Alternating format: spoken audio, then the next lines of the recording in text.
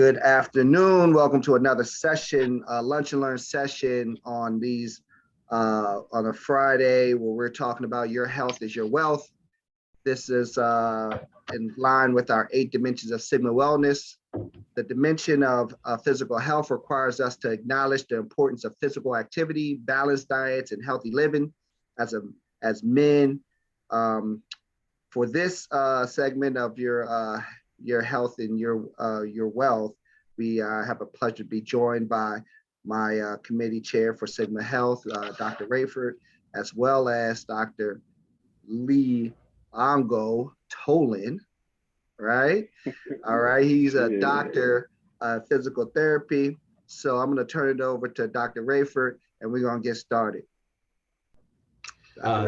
Thank you, Brother Director. I'm excited to be a part of this, and it's actually excited to hear Brother Tolin's talk about implementing a therapeutic lifestyle.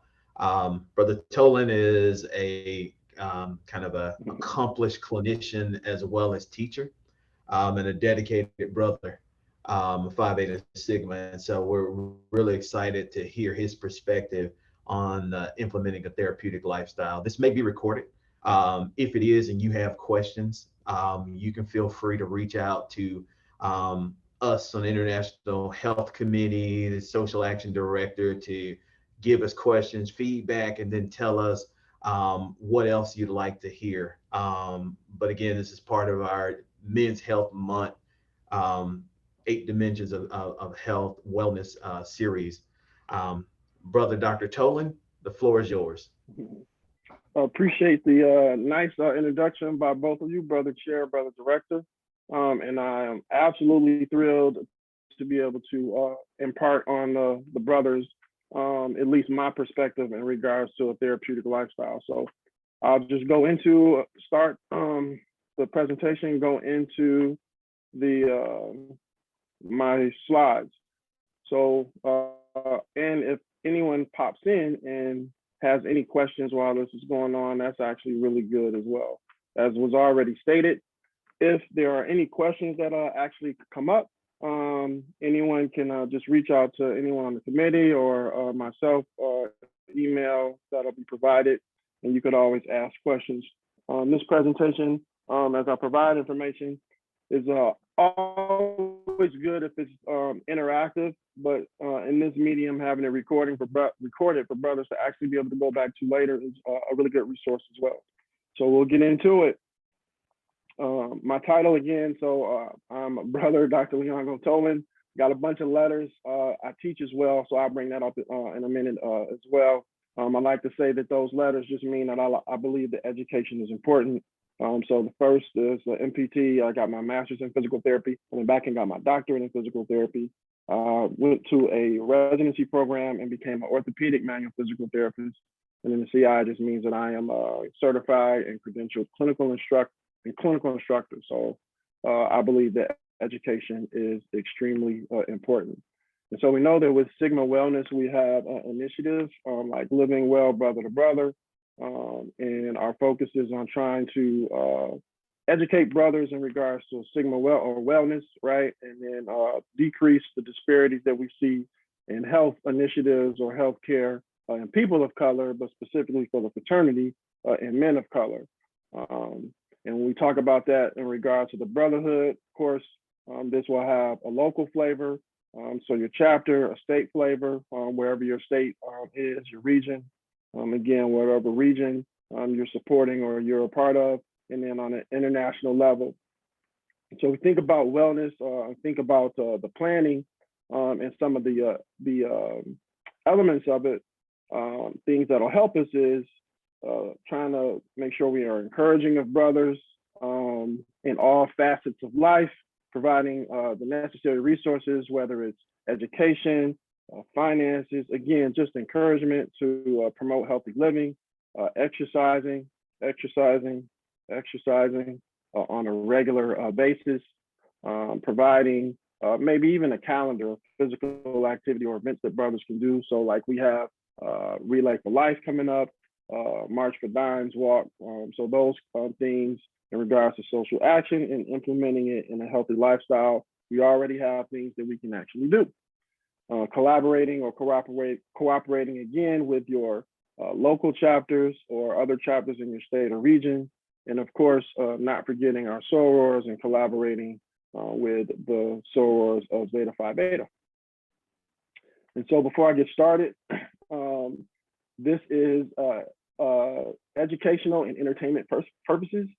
I give you this information based on my personal clinical education and clinical experience as a physical therapist. So I want to be clear with that. Additionally, a lot of this information was also presented by or researched by my wife, so I'll give her credentials as well in a second. It is not intended to be medical advice. You should always consult your primary care physician regarding anything that has to do with exercise or nutrition, as I don't know the details of your own personal health. So you want to make sure that any information I'm giving is really just kind of general information, but you also want to make sure that you follow up with your own physician.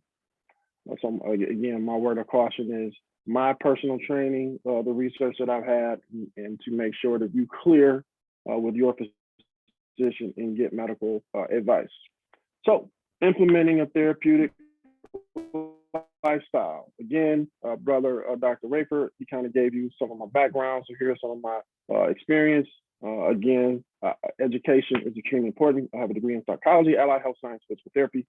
I've been an employee for the Detroit Medical Center, Rehab Institute of Michigan for over 31 years. I teach at a few different colleges, Baker College, Wayne State, and the University of Michigan. And I am currently a member of the Nu Alpha Sigma chapter in Metropolitan Detroit, the Great Lakes region. I also serve on the health committee, as well as being the regional coordinator for the Sigma Beta Club. My wife tells me, if we're talking about therapeutic lifestyle and balance and stuff, she tells me I do too much sometimes. But one of the things is I don't think that there's anything in my life that God's put that I'm not able to address. So I did talk about my wife. She helped design this as well. So her background, she has a biology degree. She had her doctorate degree in pharmacy. And then she worked 8 years in long-term care, 7 years in specialty care. She currently works as a clinician in a hospital, and she is a current member of Zeta Phi Beta, the Zeta Nu Zeta chapter in Inkster, Michigan, which is in Metro Detroit. So therapeutic lifestyle. I see someone on. So again, one of our latecomers. This is being recorded, but at any time, if you have any questions, please feel free to unmute yourself and ask a question or throw it in the chat. And I'm sure that Brother Johnson will, make sure that I answer it. So therapeutic lifestyle, it's all about balance. So balance, we talked about physical. We'll talk about physical, some social, diet, and spiritual, right? And so not trying to be quote unquote religious, whether you're Christian, Muslim, or don't believe, but it is about balance. So I like to start with the scripture, 1 Corinthians chapter 6, 19 through 20. What know ye not that your body is the temple of the Holy Ghost, which is in you, which ye have of God, and ye are not your own, for ye are bought with a price. Therefore glorify God in your body and in your spirit, which are God's. Right. So when I look at that, one of the things, so even if you're quote unquote not religious or you're not a Christian, one of the things I think about that, like we all have family, right? And so as we have family, while it is my body, the temple that I have, I want to keep it safe and I want to protect it so that I'm here, for the people that for my loved ones. So I want to make sure that I stay healthy for my kids, for my wife, I'm married, and for my family. So it's all about balance. When I was in school, one of the things that my classmates, they couldn't realize because they were all about school was even back then, I was working in school full time, married, and I had a gospel rap group. I was acting. So I was participating in a lot of things. It wasn't just school, it's balance. So I'm speaking holistically now. So we just want to make sure that we have a nice balanced life. It's not just all one thing. So what are the consequences of a poor diet, poor choice, and poor choices. Well, in a sedentary lifestyle, we have to think about some of the things that we put in our bodies and some of the activities we do, and then the effects of that. So some of the effects of that: decreased quality of life. So what does that mean to us? Decreased quality of life. Some of us, because of the choices we make with the food we eat or our lack of activity, we have low energy, we have low drive. You might, feel lethargic or sleepy a lot.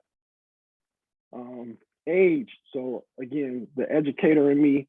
So when we talk about age, premature age, and one of the things I like to tell my students is that all patients aren't the same. So I have a patient that comes in, and speaking specifically of age, we could have someone that's chronologically 50 years old, right? So they're 50 years old by number, but they have a body of a 20-year-old, right? Because they have kept themselves in shape, they ate the right things, and they did a real good job. Conversely, I have some patients that are chronologically 25 years old and got some bodies of 60-year-olds. And so they don't do a good job of taking care of themselves, poor choices in regards to what they eat, lifestyle, and stressors. So they age prematurely. So the overall quality of life can be poor. Depression, anxiety, stress, these things are other factors that can decrease our quality of life. The inability for us to participate in the activities we want to do, right? So, even if you are sedentary or you have issues, I would say for the most part, people want to be active, but how well are we actually able to do that? Other consequences of our life: we don't take care of ourselves, sedentary, we don't eat the right things. Issues, right? Diabetes, obesity, high blood pressure, heart issues, arthritis. These are all issues that can occur with poor choices in regards to our diet, and absolutely in regards to a sedentary lifestyle or decreased physical activity, right? And then, so as a physical therapist, these are things that I see all the time, right? I see the consequences of acute, meaning it's a recent onset, or chronic, over the course of time, and right. And so I like to say, people. So we look at the consequences of some of these pathologies or these diseases and how they affect our bodies. They don't just occur, it happens over time, but then as they happen over time, they'll come to me, or they'll come to, brother Dr. Rayford, and they want quick fixes, right? So we have microwave society. Everybody wants things quick, but it didn't happen quick, right? It happened over a period of time. So sometimes we have to have that same, understanding or mindset that some of these processes, it's gonna take time. There are no quick fixes. There are no cheats. So that's a good place for me to actually state that, I'm cautious saying this, but diets. So we really shouldn't diet. We should have disciplined eating. So when we diet, just that word diet kind of implies that we're going to change our lifestyle, change our eating habits. And we're going to change our eating habits for a short period of time to accomplish a goal.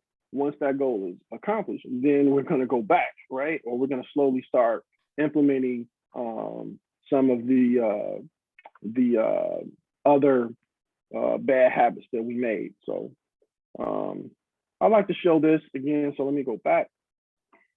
Oops.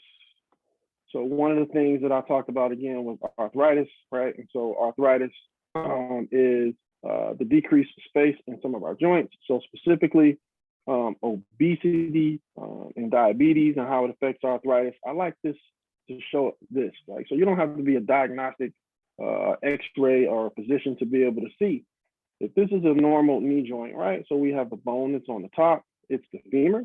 The bone that's on the bottom, it's the tibia, and then we have space that's in here, right? So everyone should have this space.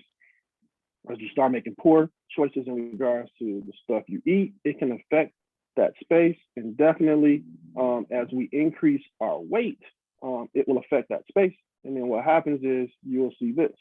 You will see bone on bone. So you see here, this femur, the top bone, it's nice space there. Well, here it isn't, right? And so once it gets to that point, you're at a point of no return. You can come to me and I can do things that can help in regards to strength, flexibility, and things of that nature. But now when you get here, you have to have surgical intervention. and you're going to have a total knee, right? And so this time period, it takes time for it to get like that. So my point is as it starts to deteriorate or get bad, you can make better choices, and you can start changing your diet, eating right, getting controlling your weight, and then adding activity to your life so that you don't get to this point. So just some basic information in regards to some medical things that are probably important to us. So high blood pressure. Most of us on this call probably have some understanding and maybe even issues with high blood pressure. So these are the numbers that we're looking for in regards to things being having issues with it. So the top number that we call the systolic number, when it gets up to 140, that's really too high. And when the diastolic gets to 90, that's really too high as well. So I'm not getting into the terms of like pre-hypertension and that, but these are the numbers really you want to start looking at where it can be a concern. So the overall or the long-term effects of uncontrolled hypertension, again, it messes up like our blood flow and starts to cause or contribute to chronic conditions. So this can actually be improved and or controlled by good eating habits and exercise. So using myself, so I still am hypertensive, but I was really, really bad. And I was on three hypertensive medications. And went to my physician, we had a conversation, and he kept wanting to, so when I was on one, he added another, and he kept doing it. And so we had this conversation, and I'm like, you keep adding the pills, and he wasn't educating me, which I already knew the education, but my point is he wasn't telling me like to change my diet, blah, blah, blah. So I remember going to see him, and then I was like, yeah, well, the next time I see you, I'm going to be off some of these pills. And he was warning me like he's supposed to, like, that's dangerous. You can't just stop taking these blood pressure pills. And I said, okay, well, watch. So at the time, I'm 6'4", I was about 285 pounds. And it was probably the biggest I had ever been. And so a year later, and again, so if you're coming in late, I also add my wife's a pharmacist. So with her help and guidance, I was able to self-manage my weaning process. So I wasn't just doing it on my own. And so a year later, I went back. And when I went back, I was 225 pounds. And I had went from 3 pills to taking a half of 1 pill. And I remember sitting in the office, and me and my physician, like we have a really good relationship. And so I remember sitting there, and then I always take the first appointment. And he came in, and he was like, he came in and he said, hey, how you doing? And I said, how you doing? And then he left out, and he was halfway in the door, and he went to the secretary. He's like, hey, where's the physical therapist at? The big guy, where is he at? And they were like, doc, he's sitting right there. And he came in and he looked at me, and he couldn't even recognize it because I had lost so much weight. Took my blood pressure. I was on a half of 1 pill, and previously was on 3. And he was like amazed and shocked. So I'm sitting in his office, and he was asking me, well, what did you do? Like, did you do that on purpose? I'm like, yeah, I did. I made healthy choices. So that's just a little anecdotal story to tell you that it can happen. Like, you can do it. It takes discipline, though. I'm not saying it was easy, but it takes discipline. So these are, I love this image because it gives us an example of the long-term effects of diabetes, right? And so you look at someone that's young, they get diagnosed with diabetes, they don't control their diet, and they don't exercise like they're supposed to, and you can just see the progression of how their weight gain is, right? So again, we're looking at the weight gain, and we're only looking at maybe how it affects, their appearance, but it's increased load on their knees. So we go back to that picture, that X-ray. So now their knees are bad, and then I see a lot of people with back problems because of that. So you look here at how their back looks, but then as our stomach gets bigger, how it's pulling. So now it puts, a lot of force on our back. And so imagine if this young man is 150 pounds, and then here he's 250, that's like carrying a 100-pound backpack.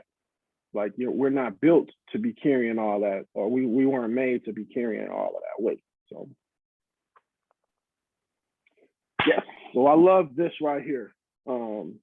How the sugar industry shifted blame to fat. And so this is kind of like my whole thing with dieting, right? So dieting is kind of fatty. Again, people make these changes and they do it temporary and go back to their bad habits. Well, in the 60s, the sugar industry paid scientists and researchers to do research to kind of like shift the blame for poor dieting on sugar to fat. So they wanted to say that high fat or fatty diets was really essentially worse for us, and that was the thing that was causing more heart disease and heart issues. And so they, first of all, when you're not supposed to pay researchers, like that's unethical, but they did. And so the amount that they paid them back then was kind of equivalent to, it's probably more than that now, right? $60,000 in today's currency. And that's a lot, right? And so you'd probably think, that's not a big deal, but it is, right? If you didn't know, sugar is the worst drug known to man. It is worse than crack. I kid you not. You don't believe me? So sugar as a chemical, right, is in many things, but sugar, like the sugar that we know, like you try to eat or go a couple of hours without eating something that has sugar in it, and you've been doing this for a long time, and what's going to happen? You're going to start sweating, your mouth starts acting all funny, you might get a headache. That's what sugar does to you. Like it's worse than crack. So what does that mean? Again, so sugar is the devil. It absolutely is. And we're going to take a look at an image, right, of the sugar. So when we think of now, if we think about like how bad sugar can be, I love this right here. Is that can of Coke worth it? So I can't even drink regular pop anymore because it's too sweet. So we can get into the argument about like the sweeteners too, like they're not really good for you either. But a 12-ounce can of Coke contains 140 calories, right? 140 calories. And it has about 10 teaspoons of sugar. So to work off the amount of sugar you just ate and the calories you just consumed in a can of Coke, you got to walk 3 miles. So now if you put that in perspective, especially, some of you that are watching this on the recording or some of you that are watching this live, you think about if you're a pop drinker, like how many people can go through a 2-liter in a day? A lot of pop. Like, how many people only drink 1 can of Coke, right? You're drinking 1, maybe 2, even at one sitting. And so you think about if you drink 1 or 2 cans of Coke, are you willing to actually, and we're just talking about the pop. We're not even talking about what the other stuff you eat. We're just talking about just drinking a can of pop. Are you willing to walk 3 miles to actually counter the effects of the pop? So sometimes for some of us having understanding that, it might help us curb putting that in our bodies. And so I love this too, because we don't realize how much sugar is in some of the stuff that we consume, right? And so we have this image here. You have the Kool-Aid, even juice, right? Milk. Look at this Mountain Dew. Look how much sugar is in Mountain Dew. So all of us went to college and we're college educated. You think back then too, we were young, right? And you had those all-nighters or whatever, and you were drinking it to stay up. So again, drinking it to stay up. A drug, right? So to keep you, keep you popping. Look how much sugar is in Red Bull, right? Look how much sugar is in this Coke. So there's a lot of sugar to be consumed, and it's really overall, it's not really good for you. So adding exercise to our diet programs helps, but and people get shocked sometimes when they hear physical therapists say this. But in regards to losing weight, it's not just exercise, and in fact, your diet actually probably plays a greater role on weight loss and weight maintenance than exercise. So exercise definitely can help, but what you put in, you can't outwork your calories. You can't outwork bad calories. So again, we think back a couple of slides. We had a can of Coke. You got to walk 3 miles to burn off a can of Coke.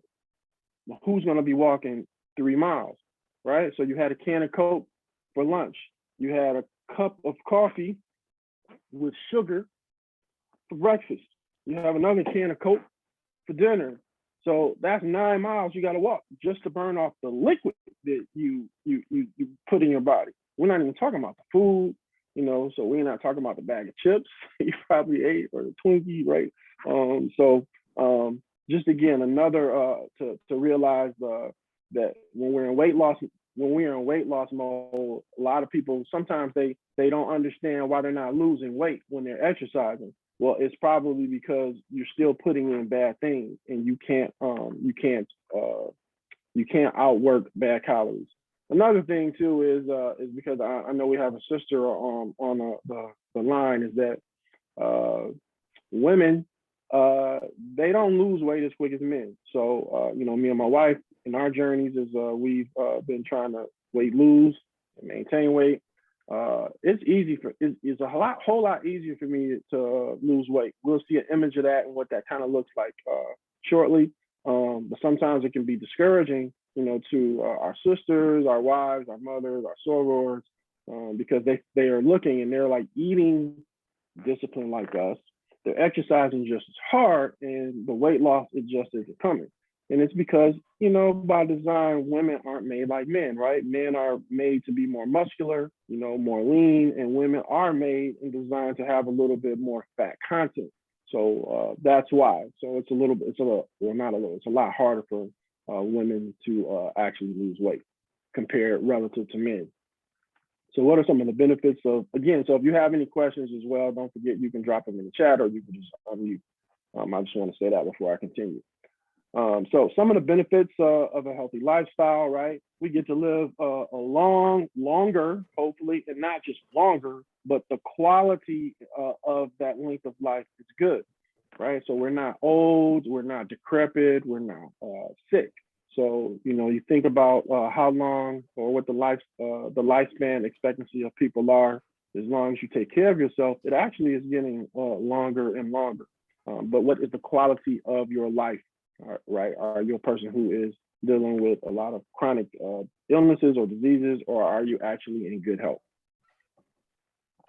So again, quality of life, I like to put this again, so I reflect back to one of the things I said earlier. It is my body, but my body, as I have a wife, what's mine is hers, and what's hers is mine, but also I have kids, right? And so just being transparent, when I lost weight and I looked at the pictures when I was bigger, I didn't realize how big I was.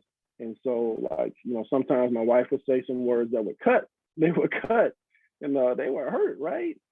And, but her whole thing was like, look, we got kids, you got to be here for the kids, you got to be healthy for the kids. And she was right. So, we travel a lot, we do a lot of physical activities, snorkel, hike, walk, so if I don't eat right and I'm not staying in shape, I won't be able to have the energy I'm supposed to have. My quality of life, my drive, my energy, it'll be low. So having a nice, healthy lifestyle, these are some of the things that actually occur. You feel good, you have energy, you have confidence in the way you look. You don't have to worry about dealing with symptoms or pain. And of course, for those of us who have significant others, our libido stays a little bit healthy or high. This is what I was talking about earlier in regards to that age, right? So we can have like a number or chronological age, and then like really physiological age. So we have a picture here of this young lady, and she has aged extremely gracefully, right? And so this woman is like 68 years old, but you look at her body, man, she is fit, she's toned, she looks great. And so not just because, but because she, eats right, because she works out, she is 68, but if she didn't have that gray in her hair, she dyed it, you walk up on her, you would think she was a lot younger than she actually is, right? And so again, benefits of eating right, benefits of exercising, benefits of having a good holistic life, is we can actually kind of slow or control that aging process, or control or have influence on what that looks like. Body composition. So again, speaking as a physical therapist, sometimes people put like BMI or body mass index or the composition. They put a little bit too much weight on that. And so what I mean by that is we look at, so there's importance to it. So we look at like, how much body fat you have. When people talk about percentages, sometimes they don't take into consideration people's frames. So what I mean by that is someone can be, a lineman in football can be 290 pounds, and he would technically be considered obese, but he only has 3% body fat, right? And so I've seen females that are 5'8" and they are 200 pounds. When you look at them, they don't look 200 pounds, and we're going to see why. But they have low body fat, right? And so we want to make sure that we're not getting all bent out of shape when we look at scale so much sometimes, because that can be distracting or discouraging. Again, we want to look at our body as a whole. So we'll kind of like look at that. So unhealthy body composition, just, do we have too much fat, right? And conversely, do we not have enough? Because, fat is there's a purpose for fat. It actually does protect muscles. So you do want to have a layer of fat, but in regards to the comparison to how much fat versus muscle we have, do we have too much fat, right? So again, think back to that image we had of that young man as young, and he went and he was older. He had too much fat composition. So if we're supposed to be 150 pounds, we want to be 250 pounds carrying a 100-pound backpack. So when we have too much fat, that appearance, which we're going to see in a second, it's a term for that. It's called sarcopenic obesity. So the other thing too about that is I literally was just about to say this, just because you look thin or skinny doesn't mean you're healthy. I'm going to say that again. Just because you look skinny or thin, it does not mean that you are healthy. And so this term, I like this term that my wife, because we've done this together in different ways, she brings up this term called skinny fat. And there are people that are skinny fat. And you look at them and their extremities, or like their arms and their legs, are really thin, but then you look at their trunk and they carry all of their fat like in their trunk, right? And so when you look at them in a bigger picture, you're like, they got kind of skinny legs and skinny arms, but they have relative to their body, their stomach is probably a little bit bigger. Or we're going to look at this image where they may look like they're thin, but we talk about body composition, they really aren't, right? And so I really love this image here. So we have this lady here, and let's just say she's 175 pounds, right? And so at 175 pounds, it could be a good weight for her. But what is the composition of her body, right? So if we look to our left, we'll see skin, we'll see fat, and then we'll see muscle. And so over here, we'll see at 175 pounds, this lady has, pretty good muscle tissue, and then she has just a little bit of fat, right? And then over here, the same lady with the same weight now has a whole lot more fat and really not that much muscle. So on the exterior, she looks okay, right? But she really isn't, because her body fat to muscle composition is not right. So her appearance can be like she's healthy, but she really isn't healthy. So we kind of talked about this a little bit before. So consequences of unhealthy body composition, right? Your heart disease, high blood pressure, diabetes, pain, chronic and acute issues, fatigue, sleep apnea. So sleep apnea is a really big thing that actually can be fatal. Stroke, high cholesterol, diabetes, etc. So I want to get to, so this is kind of, so I'm going to show you two images, right? So this is more like print, and then we'll see actually a real person. So this kind of gives you an idea of what someone should look like with that body fat. So again, so we look at like a woman or female, right? And then so 20% body fat might seem like a lot, but really that's probably okay for a female, where 20% body fat for a male, may not necessarily be okay. Again, because women by design are made to have a little bit more fat than men, right? And so what does that look like for real? This is kind of like what it looks like for real, right? So here's a gentleman with 3 to 4% body fat. For some people that's their thing and it's okay, right? Here's an extreme, an extreme on the other end. And then so where should we be? So yeah, and then so also the other thing too about this is we looked at age too. So we saw that young lady, right? So age does play a factor too, because we do understand the older we get, our ability to processing food, our ability to maintain our weight with the things that we eat and exercise, those things start to change. So we got to start to be able to adjust for them. So again, talking about our ladies, so we would look at say like 20% might seem kind of high, or 17% might kind of seem kind of high, but that's really probably where most healthy women would like fall, particularly when we're looking at what they look like. It's okay.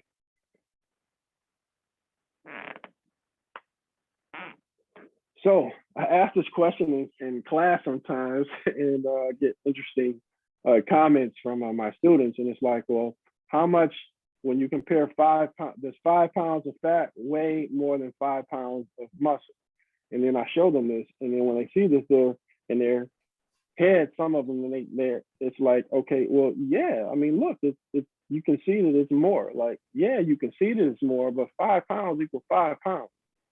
Doesn't matter. 5 pounds of sugar equals 5 pounds of books equals 5 pounds of Brother Johnson compared to Brother Tolin. 5 pounds is 5 pounds. So the issue though is the context or the composition, right? So we looked at some figures earlier about what fat to muscle looks like. So we can see how much leaner a person can be with 5 pounds of muscle versus 5 pounds of fat.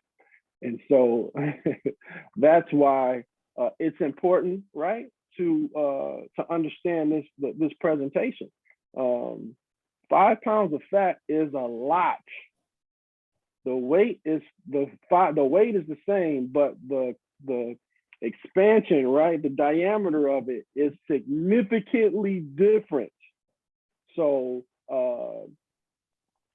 200 pounds on a person that's lean looks different than 200 persons on a pound that's more 200 pounds of a person that has more fat, right? So hopefully that kind of like registers and puts that in perspective, right? And so sometimes people don't like to see this statement, and I'm guilty of it myself, right? But we are supposed to eat to live, not live to eat. So we eat because stuff tastes good, right? And nothing wrong with that, right? But we're really supposed to be eating to fuel our body, right? That's how we get our energy. That's how we work. That's how we move. It's based on the products that we put in. That's hard to do though, right? Hard to eat nasty food. Sometimes eating nasty food is the thing that's actually better for us. But we think again, what you put in your body, like how it affects, it affects your ability to grow hair. It affects your fat to muscle composition. Even things of like, how your nails, would look like. Not trying to be gross, but like, when you go to the bathroom, like how your urine looks and or smells, like it's all based on the things that you're putting in your body. Yeah, so we need to label read. Let's look at this laying stacks. Like it has pre-gelatinized sodium dioacetate, lactose, dextrose, monosodium. You get the picture, right? Do you know what any of this is? Right? So why are you putting it in your body if you don't know what it is? So, we don't do our diligence in label reading. We really should label read. And when you label read, if you don't know what the heck any of that stuff is, you need to either be looking it up or keep on moving, and not putting that stuff in. You know, some researchers and people will argue, like especially in the United States, we eat a lot of processed food, and so you look at countries that have higher incidences of cancer, and we're like higher, right? Because we eat a lot of this kind of stuff, and that stuff is messing our bodies up. When you look at other, like, you know, places that eat more real organic food, right? They're living, the quality of their lives are a lot better. So again, good food is fundamental to good health. Make sure that we are putting the right things in. So exercise. So again, remember I told you, as a physical therapist, this is what I do day in, day out with my clients. But when we're talking about losing weight specifically, and even maintaining weight, we don't want to neglect. So I spent a lot of time talking about that, because what you put in is what's going to come out. You cannot neglect the things that you put in your body. The caloric intake, how it affects the type of calories that you put in, will all play a role in how you present physically and how you actually have your energy, what that looks like. And so exercise is important. So what kind of exercises do we have? We have cardio exercises, right? So we increase our heart rate. So you think about increasing your heart rate. What's that going to do? It'll help with your blood pressure, help with your sugar levels. We have stretching, and we have, I'm having a senior moment. Strengthening, stretching, and cardio. There we go. Right. So these are some just general exercise tips, good things to do. Some people like to work out or exercise on their own. Typically, when we work in groups, research has shown that your performance is better, right? And so, like, I like to do, because of time, I do a lot of DVD or video workouts. I always work out at work. You got an hour for lunch. You don't need an hour to work to eat. So I spend at least 30 minutes working out. So I do a 30-minute videotape. All of my elements of the exercises are in there. But even that, like, I know, like, if I have a student and one of my students works out with me, or one of my colleagues, it'll be times when you want to stop and take a break. But if somebody with you, then you will push a little bit harder, because just the competitiveness about it. I know that when COVID first started, I was doing exercise FaceTime live, right, with some of my chapter brothers. And so, you know, they would be wanting to quit, and then they would look up at the screen and they would be seeing other people working out, and then they would give 1 or 2 more reps. And you think, 1 or 2 more reps, what's that? Yeah, it's really actually a big deal though, right? So the point is they're taking themselves for real to their maximum output. So we want to always be challenging ourselves as best as possible. Right, so again, we have cardio exercises. It helps with blood pressure, helps diabetes, helps with anxiety, helps with stress, helps with weight loss, helps with weight management. How much cardio is enough? Really, again, so everyone has, you know, each person has specifics in regards to how it works, but just in general, about 30 minutes of exercise a day, you know, moderate exercise will be good. One of the things I want to say here in regards to this is, so a lot of people like walk, right? Or they do treadmill work. And so the body accommodates pretty quick. And so sometimes people are exercise and they're not losing weight, or they might be gaining weight and they're trying to figure out, well, what's wrong? It's because for a year, you've been walking on a treadmill 3 miles an hour, 20 minutes. Well, your body starts getting used to that. So to get gains, you have to make it harder, right? You got to either increase your speed, walk up an incline, something has to change. You can't do the same thing and expect to get results, right? So you got to like challenge yourself. It goes back to that thing when I was saying 1 or 2 reps. You know, that 1 or 2 reps, you think it doesn't mean anything, but it does. We want to push ourselves as hard as we can. So what kind of cardio activities can you do? Walking, jogging, basketball, swimming, elliptical, dancing, whatever's, you know, suits you. So I do have one caveat though in regards to some cardio is like the equipment. So elliptical, treadmill, and bicycles are nice. Some of us though have challenges with bikes in regards with our knees. And then treadmill, to be honest, especially those of us, I'm a little bit older, right? So the pounding on the treadmill sometimes isn't good for us, especially if we're like, bigger than we want to be.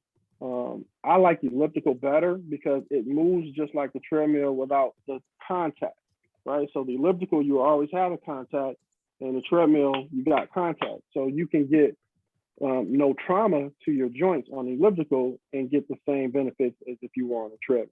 So just a little tip. So, let me go back. Yes. So I do a lot of like T25, P90X and stuff. So at over 50 years old now, for weight loss and maintenance, for those of us that are 40 plus, high intensity interval training actually is probably the best way to fit your cardio needs, right? So short 25, 30 minute, 15, 30 minute workouts that encompass a wide variety of exercises really has been shown to be the best benefit in regards to cardio training. So resistance training, right? You want to lift weights, and resistance training can actually also just be using your body as weight, which is what we do when we do HIIT or high intensity interval training, right? So see, these are some of the benefits. Again, that aging, let us age gracefully, boost your metabolic rate. So our hypertension, our blood pressure, diabetes, things of that nature, we can actually control it. And, we all kind of have a little vanity in us, so we all want to look good, so it'll make us look good, right? So how much resistance training? Again, this is just some general guidelines, 2 to 3 days a week. You can separate, one day you can work on the arms, one day you can work on, your legs. The good thing about resistance training is that if you separate the body system, this is a way how you can actually exercise every day. Because one day you can work on chest, one day you can work on arms, one day you can work on legs, upper legs, lower legs. So then you don't have an excuse to not work out, right? And then flexibility. So this is something that's probably neglected when we work out. So I have a daughter, my youngest daughter, she just started running track this year. And so she started having problems with her calves. And I asked her, I said, well, are you guys stretching? She said, yes. Yeah. So I asked her to show me what she was doing. So she showed me, and I asked her, well, when are you stretching? And she was like, oh yeah, well, we stretch after practice. So, well, you can't do that. You have to warm up, stretch before you start engaging in the running. And then after the running is over, you need to stretch as well, right? So a lot of times, a lot of us work out and we don't even stretch at all, let alone stretch after our warm up and then stretching as we cool down, right? But stretching, especially the older you get, it helps to prevent injuries, right? So the older we get, especially if you're like someone who plays basketball or tennis or like activities where you got to run and you don't stretch, these are individuals who have higher incidences of like tearing their quad tendons, Achilles tendons, and things of that nature. So flexibility, stretching is extremely important, right? So stretching every day. I stretch actually every day. I work in a clinic, so I'm stretching probably like throughout the day, all the time, literally. And then this last thing, well, I had this fit test. We won't do this. This is just it was just a thing that I would do with if we had like athletes on or like some of the young kids. But that I believe really is all the information that I have for you today. So those people that are viewing this on the recording, you can always, I think Brother Johnson will provide email contacts for myself, him, or either Brother Rayford, if you have any questions in regards to the presentation. And then for anyone that's on actually right now, I'll stop sharing. If you have any questions or comments right now, you can ask. We still have the time value. I got 5 minutes left. I did good with my time. I'm a teacher, a part-time preacher, and you give us the mic, we don't know how to stop sometimes. So in the chat, thank you, Frat. Yes, appreciate it. No problem, Frat. So keto diet, right? So we talked about that term, right? Diet. And so in regards to keto diet, So being transparent, that is how actually I lost. So I've gotten big twice, and I've lost weight, a lot of weight, two different ways. So one way I lost was low carb diet, low carb, low to no sugar. And then the last time I went keto. And so keto, you got to be really, really disciplined to start I don't want to be too scientific, but to get into what we call ketosis, you have to be extremely disciplined in that eating in regards to no carbs, no sugar, so that your body can lose the water weight, because that's what happens really in the beginning, especially again with men.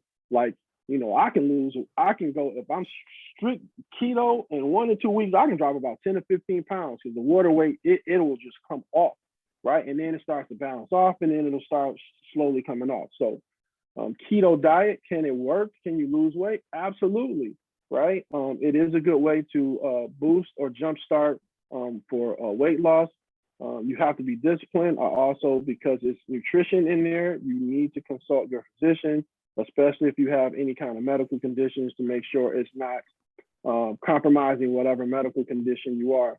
So another part of that too is that being transparent. So the keto diet is what got me from the 3 hypertension pills to the half. And so, I have been stuck with this half though for a year. I have not been able to wean myself off, but I'm good because I'm just on the 1 half. So, so I don't know if that answers your question, but that's where my take or where I'm at in regards to keto diet. That was good. I just had one more. I'm having problems with breakfast. What did you eat for breakfast on the keto? So black coffee, and then protein, high protein, eggs, bacon, meat. So that's the thing too, on the keto diet, you can actually eat things that you typically wouldn't think that you can eat, right? So you can eat a lot of fat, actually fat is promoted in the keto diet. So now, what I do now and what's helped me maintain is, and I didn't talk about this at all, but I do a lot of intermittent fasting too. So now I don't eat a lot of breakfast. Like if we vacation, I'll eat breakfast. I don't eat breakfast too much. So my window for eating is shorter now. So I get off work late. So during the week, Monday, Tuesday, Wednesday, Thursday, I get off late. So I'm not able to, it's harder for me to stop eating early, but I might eat I don't want to eat anything after 8 o'clock. And so then from 8 until 12:30 the next day, I'm not eating. Okay. So I will work out from 12 to 12:30. So I'm exercising during my intermittent fasting period, and then I can load up on calories as long as I'm eating the right thing, right? If I'm eating sugar and carbs and stuff, it's defeating the whole purpose, right? So, and you don't have to be as extreme in regards to intermittent fasting as I am doing, right? But incorporating intermittent fasting into your diet actually, when you're trying to lose, is actually really important and really big. And even actually incorporating that as part of your regular daily life, right? So if we think spiritual now, right? Fasting is a part of your regular spiritual, life or journey at some point. So it's another bonus in regards to holistic living, because you can, if you're, a person who is spiritual or, in the Christian or Muslim, because it's in both Christian and Muslim religion, you can incorporate it, is the point I'm making. So once you start, it's not really as hard as you think. And so again, I've done it so long now, it feels weird. Me and my wife, we just literally have been on a whirlwind of vacations. When we're on vacations, I get a little less disciplined. And so I'll eat breakfast, but then it's it feels weird. So then I start, if I'm eat bad, all those things I was telling you about, I eat bad, I maybe drink alcohol more than I typically eating desserts and stuff. I start actually feeling lethargic, less energy, feeling kind of tired or whatever. And it's we have to after we come from vacation, you got to detox, man, go back to the discipline. And seriously, everything I was telling you, when we're on vacation, by the time we get to the mid to the end, I'm feeling that way. And then it's say that again. Oh, I thought somebody said something. Yeah, so on vacation, it's like I gotta get on detox mode. So when I'm in real weight loss mode, I'll be disciplined on vacation too. But I have I said don't weigh yourself and don't let the scale control your life. I do use the scale as a boundary though, because like if I'm a certain weight, when I get to a certain weight, it's like, oh nope, yep, stop, gotta stop. No more sugar, no more bourbon and cigars with the fellas. Like, nope, I gotta chill, until I get my weight back down. It's gotta go back down. I'm serious, it's gotta go back down.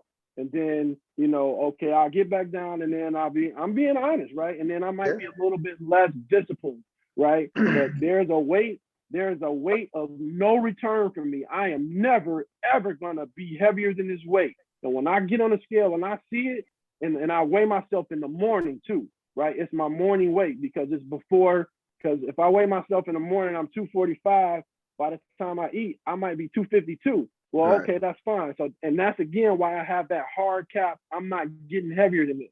Because if I weigh myself and I'm 240 in the morning, by the end of the day, I weigh myself, I might be 248. You know what I'm saying? So it's like this weight right here, I'm never, ever getting heavier than this anymore. And so it'll be a wake up when I see 250. That's it. Right. That's it. I gotta chill. So See, I think, and I kind of agree with Carl. Whereas though, if I don't weigh myself, then I kind of lose double momentum because I don't track to know. So I guess it's just a kind of a mental thing. Is basically what I'm hearing you say, and whatever works for you in terms of how you kind of can manage what you do, man. I definitely appreciate, man. This is a lot of good information. I definitely appreciate the skinny fat comment because it does people. The body shapes and I think in this times where people are chasing a look, right? They want to look a specific way where that look may not even be as healthy as they think it is, but everybody wants to chase a look. So I definitely appreciate you touching on that though. That was awesome. Yeah. So just to piggyback on the weight thing, so some people do need that, right? They need that, to keep them intact. So my comment, just to clarify, my comment with that is sometimes people look at that and then they punish themselves or they have anxiety, stress, or depression about it.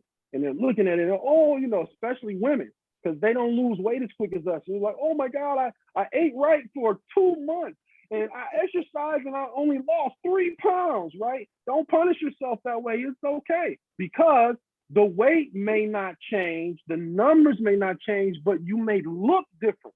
So your composition may have started to change from fat to muscle, and your weight could still be the same, but you might be healthier and your appearance actually could change, but you're caught up on that number. So I'm saying for us men, I get it a little bit because the reflection in the way we look is more comparable, but for women, I don't like women looking at the scale all the time because if your fat composition starts to decrease and you're getting more muscle, that's good. So you can still be 225 pounds 2 months later, but you got muscle 225 and not fat this 225. It's a different look and a different feel. Absolutely, bro. Listen, I appreciate it, man. We at the 1 o'clock timeline, so we want to wrap it up. But if does anybody else have any questions? Thanks a lot. Absolutely, I appreciate you joining.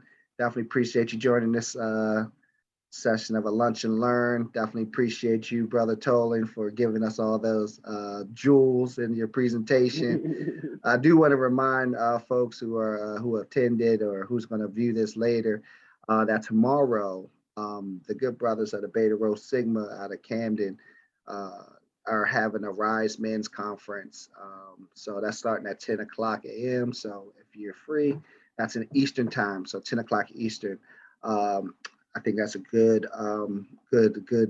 empower, equip, elevate is what they call it. And so again, just talking about that that wellness, right? And those 8 dimensions of a Sigma wellness. This is an awesome opportunity to get more information similar to what you talked about today and other ideas. And Dr. Rayford is going to be one of the speakers there as well. So I definitely want to shout him out. But other than that, you tune in next Friday for another session of Lunch and Learn, where we're going to bring physical health up to the forefront again. And stay tuned for that and all the rest of the activities that we have during the week. I will just say good day, have a good weekend, everyone, and go mob to our mob frat. Go mob.